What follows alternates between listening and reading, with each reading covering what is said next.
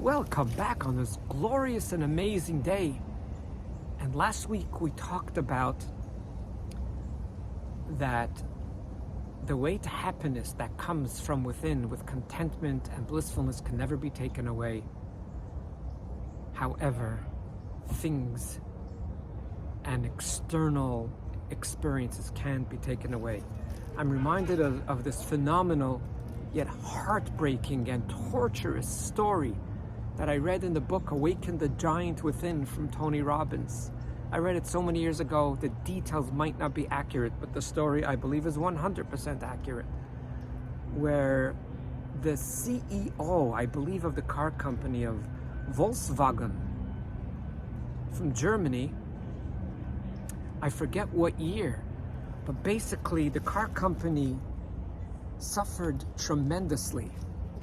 And this fellow, the CEO, was worth billions of dollars, and the stock price really came down. I forget to how many billion, not million, but to billion. And the sad part of the story is he committed suicide. Or, no, the word committed is incorrect. I forgot the right word. But he killed himself. I don't know the reason for sure, but I will just guess based on the knowledge that I accumulated in the last 40 years, and that is when you have things and you connect to those things are an extension of you. You and the things become part of you. So you need those things. I think $2 billion, I forget if he went down to 8 billion or 2 billion.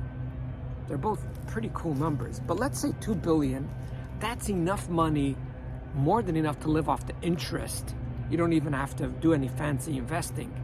But it doesn't matter, because if all that money is part of me, if you lose it, you actually, a big part of you is dead.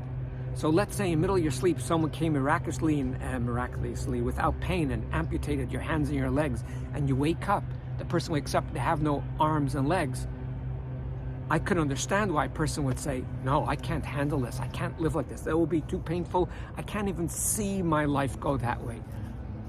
That's why there is a tremendous amount of suicide, and it's not because people have lost loved ones or they lost a lot.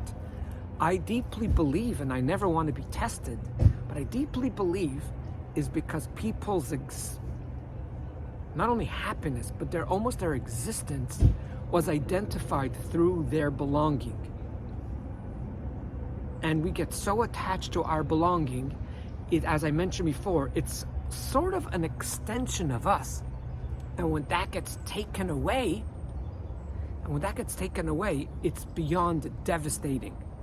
So let's look at the person, which we don't have too many people on the West, that use the first ladder, which is contentment and blissfulness. That doesn't come because they're rich.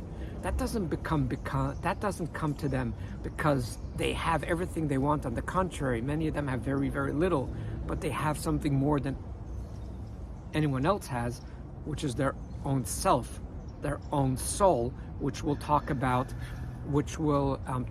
later on.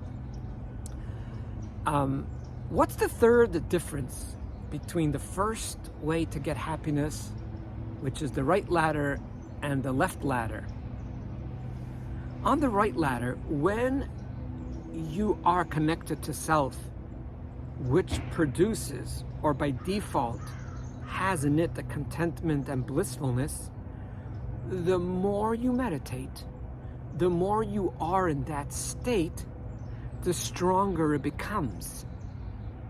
So your neural pathways are always there. It's a very wide road and very comfortable habit because you've been doing this for years. So it expands. It's just like you would use a muscle again and again.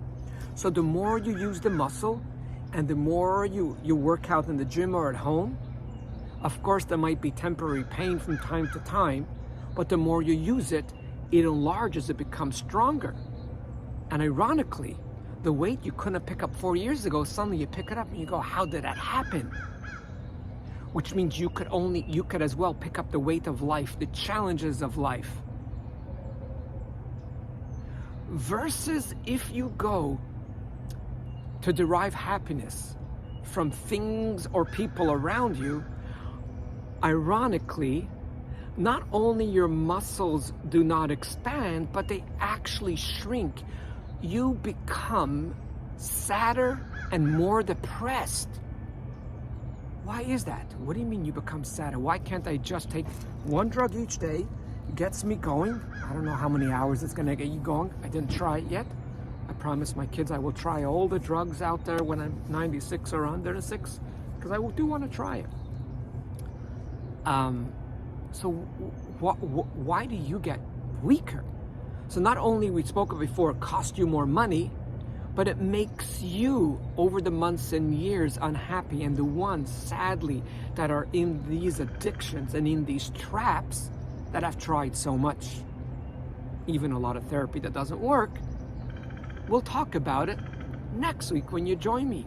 Why does it actually weaken you? But till then, always do remember the truth.